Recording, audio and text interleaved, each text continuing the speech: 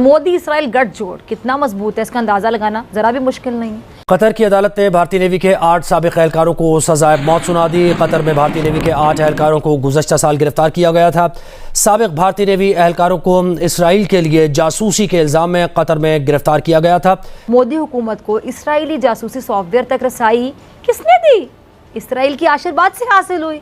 और इसराइल और भारत इस वक्त पाकिस्तान के खिलाफ लॉबिंग कर रहे हैं, प्रॉक्सी वॉर कर रहे हैं, सोशल मीडिया पर झूठी खबरें फैला रहे हैं और भारत सर तोड़ कोशिशों में लगा हुआ है। अचानक रात के वक्त ये जो नेवल ऑफिसर्स थे, इन नेवल ऑफिसर्स के घरों पे पड़े छापे और छापे मारे कतर की इंटेलिजेंस सर्विस ने।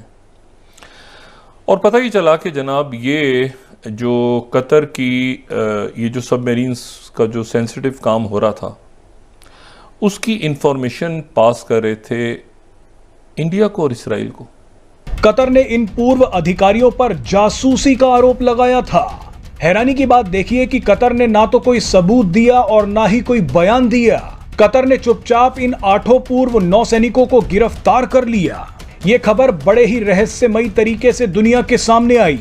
अब ऐसे में भारत का दिल जलना तो बनता है और सच कहते हैं जो दूसरों के लिए गड़ा खोदता है वो खुद भी उसमें गिर जाता है। इसीलिए साजिशी और फसादी मोदी की किस्मत में रुसवाई और जिल्लत ही लिखी हुई है। अब पता नहीं कौन सी मनहूस घड़ी थी जब उसने इस दुनिया में आंख खोली थी। बल्कि अगर यूं कहा जाए तो मेरे ख्याल से गलत नहीं होगा कि वो लम्हा ही नहूसत का था जब मोदी जैसे शर ने इस दुनिया में जन्म लिया। तो ये कतर वाले जो हैं ये क्या मैसेज देना चाह रहे हैं भारत को और दुनिया को? वैसे तो ये यूएस के बाहर जाते नहीं है, तो क्या यूएस इनसे कह के करवा रहा है कि भाई भारत तुम हमारी बात नहीं मानते हो, तुम आ जाओ थोड़ा लाइन पे? और भारत को ख्वाब देखने की तो आपको पता है बहुत बुरी आदत है, लत लगी हुई है। और जब जब मोदी अपने ख्वाब की ताबीर करना चाहता है तो हर बार जलील होकर रह जाता है। आपको बता दें कि इन अधिकारियों में 3 रिटायर्ड कैप्टन, 4 कमांडर और 1 नाविक शामिल हैं। ये सभी लोग रिटायरमेंट के बाद कतर की एक निजी कंपनी में काम कर रहे थे। ये कंपनी कतर की नौसेना को ट्रेनिंग देती है। ट्रेनिंग के अलावा ये कंपनी कतर की नौसेना को अन्य सेवाएं भी प्रदान करती। বন্ধুরা, আপনারা তো সবাই জেনে গেছেন যে কাল রাতে কাতার থেকে অতীব একটি দুঃখের খবর বেরিয়ে আসে যে কাতারে গত 1.5 বছর থেকে ইন্ডিয়ান 8 নেভি পারসনকে ইনলিগালি জাসুসির মামলাতে বন্দী করে রেখেছিল কাতার সরকার। আর গতকাল রাতে তাদের কাতার কোর্ট তাদেরকে মৃত্যু সাজা ঘোষণা করে দিয়েছে, যেটি ভারতের কাছে বড় ঝটকার থেকে কোনো অংশে তো কম নয়। কিন্তু অ্যাকচুয়ালি আপনারা যদি কাতারের হিস্ট্রি বা ব্যাকগ্রাউন্ডটাকে একটু ভালো করে চেক করেন দেখবেন যে বর্তমান সময়ে জঙ্গি সংগঠন হোক হিজবুল্লাহর কমান্ডার, হামাসের কমান্ডার, আফগানিস্তানের তালিবানের কমান্ডার, মানে ইসলাম প্রোডাক্ট গ্রহণকারী যতগুলো মূল কমান্ডার বা জঙ্গি সংগঠনের মাথাগুলো আছে সেগুলো কিন্তু তারা কাতারি থাকে সেপারেটলি ভাবে। এক কথা ইসলাম প্রোডাক্ট গ্রহণকারী জঙ্গিদের সমস্ত লিডারগুলো সেখানে থাকে। আর কাতারের বক্তব্য হচ্ছে তাদের প্রোডাক্টের জন্য তারা সব সময় খাড়া থাকে সবার সাথে। কিন্তু রিয়েলিটি এটাই যে কাতার নিজের অকাত বলে কিছু নাই, সে হচ্ছে আমেরিকার পোষা কুত্তা। আর আমেরিকা যেমন ভাবে ডাকতে বলবে বা ভোগতে বলবে এক্স্যাক্টলি কাতার সেইভাবে ভৌ ভৌ করে। বলে দিতে পারেন যে বিনা আমেরিকান সাপোর্টে কাতার বলুন সৌদি বলুন কিছু না। কাতার 1 মিনিটও দাঁড়াতে পারবে না আমেরিকা ছাড়া। তবে এখানে বড় প্রশ্ন, তাহলে কি আমেরিকার বলাতে এই সবকিছু করলো এক রাতের মধ্যে কাতার? তবে এখানে সব থেকে সময়টা বড় ইন্টারেস্টিং। একদিকে ইসরায়েল আর জঙ্গি হামাসের মধ্যে যুদ্ধে কাতার কেন এরকম স্টেপকে ওঠানো হলো তাদের দ্বারা? না কাতার ভারতের মাধ্যমে ইসরায়েলের উপর প্রেসারকে বানাতে চাইছে? দেখুন, এই সমস্ত বিষয় এখন কথা বলা সম্ভব নয়, কারণ আমাদের মেন উদ্দেশ্য এখন হচ্ছে এটাই যে আমাদের সমস্ত 8 জন নৌসেনাকে বাঁচানো। এরপরে অবশ্যই ভিডিও আপনাদের বলে দেব যে এক্স্যাক্টলি হয়েছেটা কি। তবে এই মুহূর্তে পূর্ব পাকিস্তান আর পাকিস্তান অনেক খুশিতে আছে, সেই খুশিটা কিন্তু বেশিক্ষণ যে তাদের থাকবে না। তো বন্ধুরা, ভিডিওর পরবর্তী অংশটা অবশ্যই আপনারা দেখে নিন। मुझे जो समझ आ रही है रिगार्डिंग ये कतर वाला इशू, इन्होंने ऑलरेडी इम्प्रिजन करके रखा हुआ ही था ये सेलर्स को और they were waiting for the right time.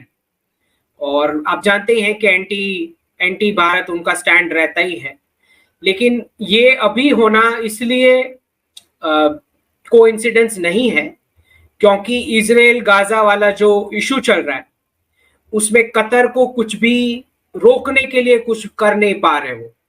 तो यूएस डीप स्टेट बोलो या जो अलायंस है यूएस के इजराइल को रोकने के लिए कुछ नहीं कर पा रहे, यू मीन इजराइल को रोकने के लिए कुछ नहीं कर पा रहे। ये उसी का फ्रस्ट्रेशन उन्होंने भारत पे निकाला है और भारत पे इसलिए भी निकाला है क्योंकि जो आरोप लगा है वो ये लगा है कि इंटेल जो ये जो सेलर्स वहां से ले रहे थे वो इंटेल कुछ इजराइल को पास ऑन हुई थी। और कतर का दूसरा भी प्रॉब्लम एक और एंगल से भारत के साथ है। कतर का प्रॉब्लम ये है कि भारत ने उनको बाईपास करते हुए तालिबान के साथ डायरेक्ट नेगोशिएशंस किए। ये दूसरा पेट दर्द उनको हुआ है जो बहुत ही रीसेंट का है। ठीक, तो अगर मतलब लोगों का शायद नजर नहीं गया होगा, अफगानिस्तान में अभी रिसेंटली सिख और हिंदू रिप्रेजेंटेटिव ऑफिशियली नॉमिनेट हुए हैं काबुल के लिए, और डिस्कशन शुरू हो रहे हैं कि कैसे वापस अफगानीज सिख और हिंदू आना शुरू करेंगे वापस अफगानिस्तान। तो कतर का ये दूसरा पेट दर्द है कि आपने दोहा को बाईपास करते हुए डायरेक्ट तालिबान के साथ नेगोशिएशंस की। तो मल्टी फ्रंट प्रॉब्लम है उनको।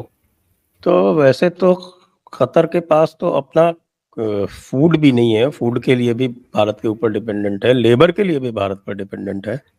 तो भारत क्यों नहीं उसको लीवरेज कर सकता? देखिए, जो स्टेप्स दिख रहे हैं मुझे दिख रहा है कि अगर तो कोई हायर कोर्ट्स वाला एक एवेन्यू होगा तो वो एक्सप्लोर होगा। दूसरा, आपके पास फिर डायरेक्ट आईसीजे वाला ऑप्शन है, इंटरनेशनल कोर्ट ऑफ जस्टिस वाला, जो आपने कुलभूषण के लिए भी एक्सरसाइज किया था। और तीसरा दिखाई दे रहा है कि जो आपने बताया कि फूड सप्लाईज वाला कुछ रोकना या रीनेगोशिएट करना। But at this point in time लग रहा है कि फुल ऑन ब्लो अप नहीं होएगा इशू। ये लीगल एवेन्यूज वाला पहले प्रेफर करेंगे इसको सॉल्व करने के लिए। This is what it looks like.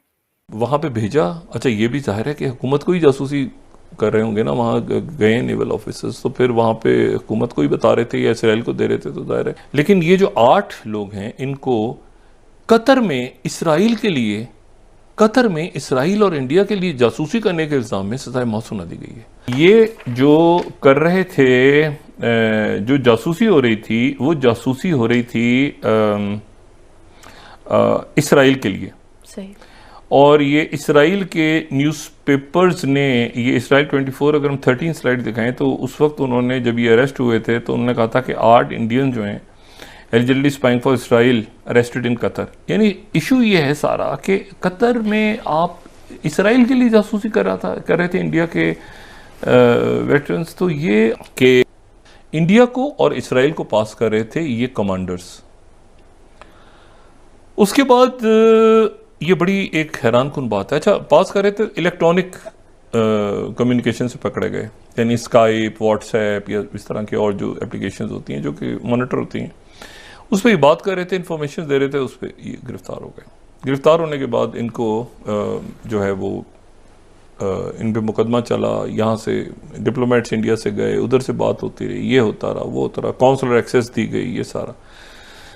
आज इनको सजाए मौत सुना दी गई है कतर में, यानी इंडिया के 8 नेवल ऑफिसर्स को सजाए मौत सुना दी गई है। एक ये बड़ी अजीब सी बात है। अभी तो ये कनाडा का पढ़ना नहीं ख़त्म हुआ कि वहाँ पर पहले क्या होता रहा है, और ये बड़ी अजीब सी बात है कि अच्छा, सर्विंग डेकोरेटेड ऑफिसर्स हैं।